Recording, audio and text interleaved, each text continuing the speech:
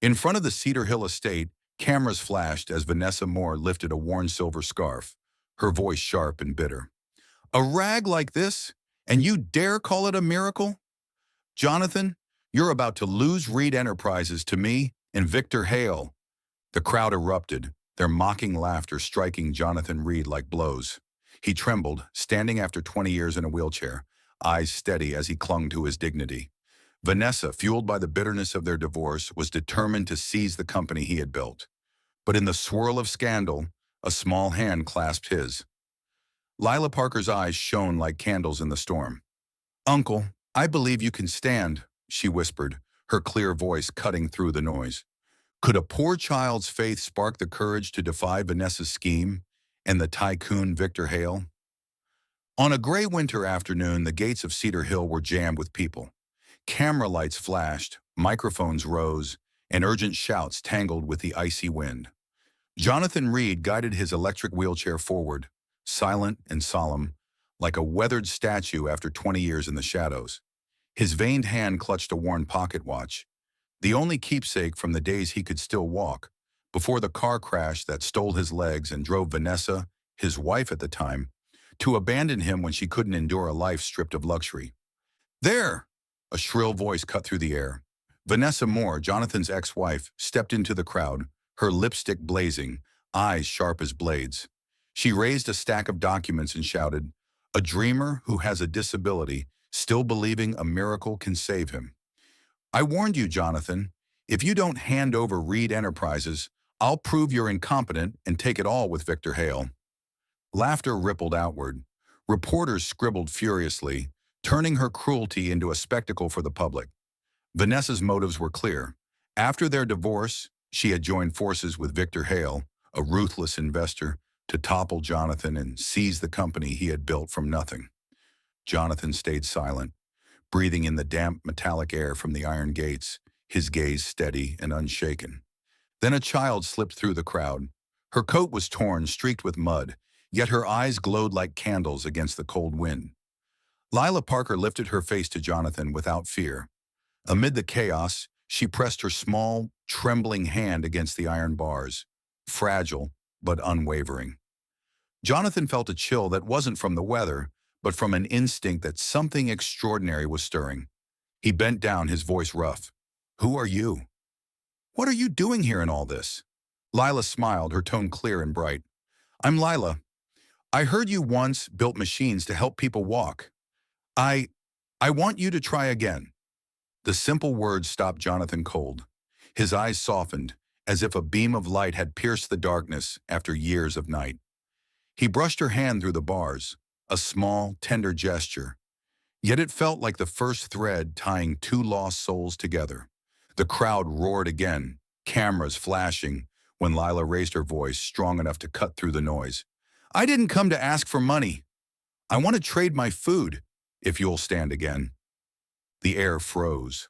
Jonathan sat stunned while the crowd erupted, half mocking, half astonished. From a distance, the headlights of a black SUV glared. Inside, Victor Hale watched through tinted glass, a cold smile tugging at his lips. A turning point had just begun, right in the heart of the storm. Whispers swelled like waves. Lila's innocent words drew bursts of laughter from the crowd. A reporter shoved a microphone toward Jonathan, his tone dripping with mockery. "Mr. Reed, do you honestly believe this ragged little girl can do what all of modern medicine has failed to?" Camera flashes lit Lila's pale face in the winter wind. Her lips trembled, but she kept her chin high. Vanessa Moore stepped forward, her high heels striking the stone with sharp echoes. She slammed the folder in her hand against Jonathan's chest. "Enough, Jonathan. You're turning yourself into a public joke," she snapped, her voice like ice. "Once the court declares you incompetent, Reed Enterprises will be mine and Victor Hale's. The price you pay for shutting me out of luxury after that accident." Her words cut deep, exposing more of her scheme. For 2 years, Vanessa had hired private investigators to shadow Jonathan, fabricating evidence to prove he was mentally unstable. With it, she planned to seize control of the company and split the profits with Victor Hale, who promised a fortune from selling Reed Enterprises. The crowd joined in, jeers crashing down like hail. Jonathan tightened his grip on the pocket watch, the cracked glass biting cold into his fingers. He didn't open it, only stroked the surface as if holding on to a distant memory. His steady silence fixed on Vanessa, a calm that only fueled her fury. Suddenly, Lila pushed forward, her clear voice slicing through the noise. "I'm not a joke. I believe you'll stand again." For a heartbeat, the crowd froze. Then a whistle pierced the air, followed by a chorus of cruel laughter that smothered her spark of hope. Jonathan leaned down, his voice low, meant only for Lila. "Child, tell me how you said your mother made that scarf." Her eyes shimmered. "My mom sewed it when she was sick. She said if we just believe, everything can heal. I want you to believe like she did." From her coat pocket, she pulled the faded wool scarf and held it out. Jonathan touched the rough threads, feeling their fragile warmth. It was like a promise, delicate yet binding. "I'll try, Lila," he whispered, his veined hand closing gently around hers, strengthening the fragile bond between them. A sudden gust tore a paper loose from Vanessa's folder. It slapped against the iron fence beside Lila's hand. In bold red letters, it read, "Permanently incompetent." The crowd erupted, cameras firing. Lila froze, tears welling, then lifted her voice steady and strong. "Words on paper don't outweigh the truth in your heart." The remark silenced a few voices. Some eyes shifted uneasily, their laughter dying mid-breath. Jonathan looked at Lila, his chest swelling. Hope, crushed moments earlier, flickered back to life. At the bottom of the hill, police lights flared, sirens wailing. Amid the strobing glow, Victor Hale's black SUV stayed parked, motionless. From behind the tinted glass, he tapped his fingers on the steering wheel, waiting for his moment to strike. Inside the mansion, the great clock tolled, each heavy chime stretching the tension tighter. Police sirens wailed, blue and red lights sweeping across the cold stone outside Cedar Hill. The crowd pressed closer, shouts and jeers rising louder than the wind. Jonathan Reed rolled his chair forward a few feet, his voice steady and clear. "Please, leave the child alone. She's only a little girl with a kind heart." The simple words carried weight, touching a few in the crowd into brief silence. But then a burly man hurled an empty tin can at Jonathan. The sharp clang echoed as it struck the frame of his wheelchair, the acrid scent of rust rising. "He's fooling us all!" the man shouted. Others joined, curses pelting down like hail, crushing the fragile spark of hope. Jonathan gripped the armrest until his knuckles turned white, yet his eyes stayed firm, refusing to look away. Lila stepped forward, raising the faded scarf high in her small hands. "This was my mother's. She taught me no one's allowed to give up," she cried, her voice trembling but bright. Jonathan's gaze softened. He reached out, brushed the edge of the scarf, and whispered, "Your mother must have been strong. And so are you, Lila." The girl nodded, eyes shining. "So are you, Uncle. You just forgot." That simple gesture tightened the invisible bond between them, bringing warmth into the storm. Vanessa Moore sneered, snatching the scarf from Lila's hands. She held it high for all to see. "A rag like this won't save anyone. Don't fall for the delusion of a poor child. Victor Hale will soon prove Jonathan doesn't deserve Reed Enterprises." Cheers and whistles followed. Lila burst into tears, streaks running down her pale cheeks. Jonathan tried to push forward, but a police officer blocked him, ordering him back inside. Despair crashed over him like a slammed door. Jonathan lifted his head, eyes glowing with a strange light. He stroked the cracked pocket watch in his hand, its broken glass a reminder of dignity. "The truth will stand on its own. No one can snuff it out," he said softly, his voice cutting through the heavy air. Lila clutched his hand tighter, lending him strength. From a distance, headlights from Victor Hale's black SUV flared, blazing straight at the gate. Inside the dark cabin, Victor smirked, signaling his aide to ready the contract to buy Reed Enterprises, a move designed to exploit the chaos. The crowd grew wilder. Shouts rose. "Get the girl out!" Cameras swung toward the SUV, drawn by the shadow of power inside. Jonathan drew a deep breath, the smell of cigarette smoke mixing with the cold metallic scent of his chair. He knew if he didn't act now, Vanessa and Victor would turn everything he had built into ashes. Headlights from Victor Hale's black SUV swept across Cedar Hill's gates, sending the crowd into a frenzy. Cameras swung wildly, and shouts rose above the wind. Jonathan Reed gripped his wheelchair, his back slick with cold sweat, but his eyes stayed steady, an ember that refused to die amid the storm. Police formed a thin barrier, but their numbers were no match for the surging, angry crowd. Someone in the mob raised a dented tin can and hurled it at Jonathan. The metal clanged hard against the wheelchair frame. The air smelled of metal and cigarette smoke. Vanessa Moore stepped forward, her voice sharp as broken glass. "Enough, Jonathan! Let everyone see you for the failure you are. Victor Hale is ready to buy Reed Enterprises today, and I'll make sure you end up with nothing." Her declaration laid bare the plot. Vanessa didn't just want revenge. She aimed to profit from selling the company to Victor. He had funded the smear campaign to drive Jonathan's stock value down. She snatched the faded scarf from a nearby officer and held it up like a mocking exhibit. "A rag like this, call that a miracle?" she sneered. The crowd roared. Tension spiked. Lila trembled, then lifted her chin unexpectedly. Through a reporter's megaphone, she said, "My mother lost her job because she couldn't afford medicine. But my grandmother taught me love never wears out like this scarf." Her words struck through the noise. Some faces stilled.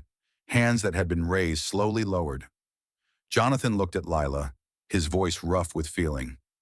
"You remind me of my father. He believed in small things too." He placed a hand on her shoulder. His veined fingers gave off warmth, a quiet promise he wouldn't give up. Lila managed a weak smile and squeezed his hand. "Uncle, I know you believe," she said. That brief, honest moment tightened the strand between them like a candle that held its flame against the wind. Jonathan slid his thumb over the cracked glass of the pocket watch, feeling the fracture like a memory of lost dignity. He lifted his head, eyes burning. "The truth doesn't need rags or papers to prove itself. It will stand on its own 2 feet." The words hung heavy in the chill air, silencing some of the crowd. Then glass shattered from inside the mansion. The mob surged. Cameras swung toward the sound. Shouts of, "Bring the girl out!" echoed. Police lost their footing. In the chaos, the black SUV's rear door flew open and Victor Hale stepped down. Tall, composed, his gaze icy. He raised a stack of contracts, his voice low and complex. "Sign over your shares now, Jonathan, or I'll let these people tear you apart." The SUV's lights cut across the scene like a blade, cold, deliberate, and the threat felt as real as a wound. Victor Hale stood at the Cedar Hill gate, his black SUV's headlights throwing a cold glare over his tall, rigid frame. Cameras pushed in. The crowd split, chanting, "Bring the girl out." Vanessa Moore seized the moment, raising the faded scarf high. "This is proof of the lie. Nothing but a stunt. Victor will end this." Mocking laughter pounded back like hammers. Jonathan Reed bent forward, his body shaking in the chair. In that instant, he hit rock bottom of public shame. Pressure from Vanessa and Victor was so intense that it crushed his dignity. Then a sound cut through the chaos, the sharp jingle of metal keys. A young officer, eyes red from stress, unlocked a side barrier and stepped toward Jonathan. "My father walked again because of your device," he said, voice tight. "I can't turn my back today." The clean scent of leather from his duty holster drifted past, sharp as a truth that can't be denied. The small act made the crowd pause for a few seconds. Jonathan's hand trembled over the cracked glass of his pocket watch. He didn't open it. He gripped it like an anchor. He looked to Lila, still beside him, her small hands shaking but holding his. "Uncle," she whispered, clear and bright, "Mom said when everything falls apart, one believer is enough." "And you're that person, Lila," he answered, laying his veined hand over hers. The moment felt like a candle catching fire. A thin light pushed back the dark. Vanessa clenched her teeth and screamed, "You're all being fooled!" "Victor, do something!" But her voice thinned against a shifting tide. Victor stepped forward, speaking low and cold. "Sign the transfer now, Jonathan, or I'll let the press brand you unhinged." He lifted the stack of contracts, eyes like knives. Yet his certainty faltered when the crowd didn't rally. Lila rushed to Jonathan and clasped his hand, warm against the cold. "You don't have to sign anything," she said, eyes shining. "I believe you're stronger than any paper." The rhythm changed. The jeers thinned. People glanced at each other, uncertain. A woman murmured, "The girl's right. Something's off with Hale and Moore." Despair broke apart, leaving a thin line of hope. Jonathan drew a long breath. The smell of smoke from the crowd mixed with the cold metal of his chair. He faced Victor and spoke, low but firm. "You want my company?" "Face the truth first." Near the SUV, Victor's aide eased backward, worry in his eyes. The crowd buzzed again, and the cameras swung to Victor, waiting for his next move. Victor Hale stood in the glare of his SUV's headlights, his long coat brushing the pavement, eyes sweeping coldly across a wavering crowd. Vanessa Moore smiled in triumph, waving the faded scarf like a victory flag. "Jonathan, you've lost. Victor will take Reed Enterprises, and I'll make sure you're left with nothing." Her words laid bare her ambition, not just revenge for a bitter divorce, but control of the company's fortune. She had conspired with Victor, who paid investigators and manipulated the press to smear Jonathan's name. Lila shrank back, trembling, but her small hand clung to Jonathan's like an anchor in the storm. Jonathan looked down at that fragile hand, then lifted his gaze, eyes burning with resolve. He placed the pocket watch on his knee, fingers brushing the cracked glass, holding it as a silent vow. "Child," he whispered so only Lila could hear, "you've reminded me what matters most." Lila nodded, her voice shaking. "Uncle, Mom said if you just stand, everything changes." That small gesture lit a fire inside Jonathan. Noise crashed like waves around him, but an inner voice thundered, "Stand, Jonathan, or lose everything." He pressed his palms to the arms of the chair. His legs, numb for 20 years, trembled violently. The crowd held its breath. Vanessa laughed sharply. "Another tired act." But when Jonathan forced himself upright, muscles straining as if tearing apart, a roar of shock exploded. He stood tall, sweat glistening on his temple, legs quivering but steady. No retreat now. He had done it, in the full blaze of cameras, before hundreds of eyes. A heavy silence spread. Jonathan's voice rang deep and firm. "Enough! Lila is not a prize for you to fight over. Victor, you want my company? You'll have to go through me first." The words struck like a hammer. The crowd edged back. Vanessa froze, her face draining of color. The scarf slipped from her grasp, landing on the stone floor, dust rising faintly in the air. Victor stiffened, clutching the contract, his composure faltering. He snapped to his aide, "Don't let him turn this around." But voices broke through, shouts rising from the crowd. "He's standing! He's really standing!" Lila gripped Jonathan's hand tighter, eyes sparkling. "I knew you could do it." Jonathan smiled, resting a hand on her shoulder, sharing strength in both directions. Victor stepped forward, his tone cold. "This is theater. I still have the contracts and the press is on my side." But his confidence cracked when a reporter shouted back, "We want the truth, not your papers." Cameras swung toward Victor. For the first time, he stepped back half a pace, feeling the tide turn against him. Wind howled through the iron gates of Cedar Hill as cameras flashed across the courtyard. Victor Hale stood tall, two aides beside him holding up contracts for Reed Enterprises, his stare unyielding. The crowd fell silent for a moment, waiting. Jonathan Reed stood upright, sweat beading his temple, his legs trembling but steady. He clutched his pocket watch, fingers brushing the cracked glass like it held his dignity's flame. He didn't open it, only gripped it tighter, feeling the pulse of his resolve. "You want proof?" Jonathan's voice was deep and firm. He raised the watch high so every eye could see the engraving. "Love given will always return." The SUV headlights caught the glass, shining like a vow. "For 20 years I forgot this. Lila reminded me, and I won't let Vanessa or Hale steal what I built for everyone." He turned toward Victor, his gaze like steel. "You think you can buy Reed Enterprises cheaply by smearing me? Go ahead, try." Lila squeezed his hand, eyes shining. "Uncle, I knew you wouldn't let them win." Jonathan bent slightly, brushing her tangled hair with warmth. "You're the reason I'm standing here, Lila." That simple moment bound them tighter. The crowd could feel the strength of their bond, plain yet powerful. Murmurs rippled through the people. Some women wept. An old man leaned on his cane and whispered, He's standing. We were wrong. A reporter lowered his camera, voice trembling. This isn't theater. It's real. The silence stretched, then a roar erupted.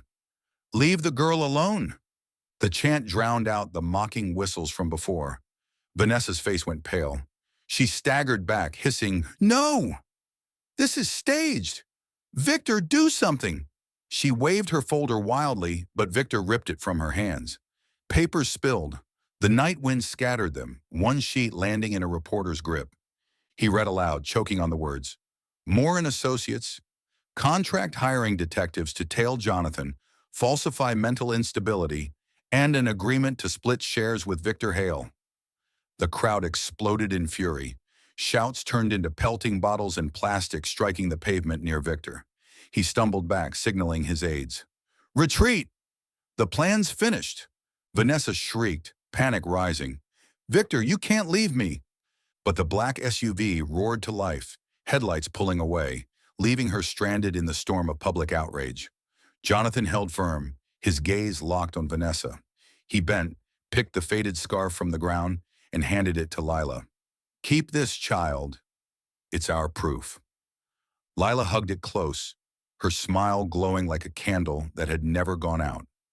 In that moment, Jonathan turned the tide, not only by standing on his legs, but by standing with truth and belief. Angry shouts swelled like waves outside the gates of Cedar Hill. Pages of contracts exposing Vanessa and Victor Hale's scheme spun in the wind. Some landed at her feet, revealing a clear deal to split Reed Enterprises and a plan to falsify evidence and steal the company. Reporters aimed their cameras, flashes bursting, capturing Vanessa's pale face and trembling lips as she failed to speak. The crowd roared in unison, Justice! Let justice be heard! Jonathan stepped forward, his legs trembling but steadier than ever. He lifted the faded scarf high in the flood of lights. This isn't a rag, he declared, voice strong and clear. This is proof that a child's faith can defeat every lie and ambition. The crowd erupted with applause. Hands rose into the air, as if joining in a silent vow to stand for truth. Vanessa tried to retreat, but two officers blocked her path. The young officer who had once opened the barrier for Jonathan bowed his head with respect. His voice was firm. Mrs. Moore, you're under arrest for fabricating evidence, inciting unrest, and conspiring to seize assets. And Victor Hale will prosecute him for financing this plot and manipulating the stock market. Cold handcuffs snapped shut around Vanessa's wrists. The metal clinked like a bell tolling justice. She screamed in despair, No! This is my right after what Jonathan did to me. But her words were drowned out by the thunder of applause and the chant of justice rolling across the crowd. The heavy air lifted, replaced by a wave of relief. A mother carrying her child stepped forward, resting a hand on Jonathan's shoulder. Thank you. You stood not only for yourself, but for all of us, those crushed by greed like theirs. Others removed their hats and bowed their heads.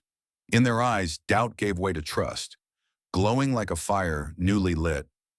Jonathan gripped the pocket watch, fingers brushing the cracked glass as if holding the memory of his struggle to rise. He bent down and placed it gently in Lila's hands. From now on, this is our witness, child. You gave me the strength to win. Lila hugged it close, her blue eyes shining. Uncle, we did it together. Mom would be so proud. She clasped Jonathan's hand, her smile glowing like a steadfast candle, binding them with a bond that had weathered the storm. The crowd cheered, and this time no SUV loomed in threat.